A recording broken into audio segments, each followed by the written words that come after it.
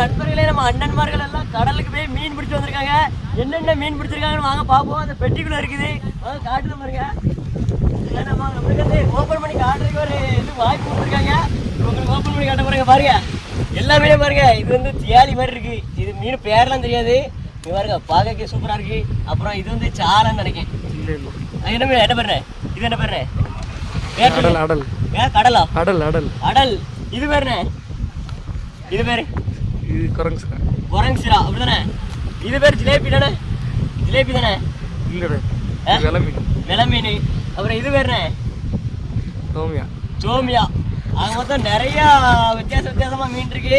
நம்ம குளத்துலலாம் இந்த மீனெல்லாம் பார்க்க முடியாது. இது வந்து கடல் மீன். கடலை பார்த்துக்கிட்டீங்க, அங்கே பாருங்க.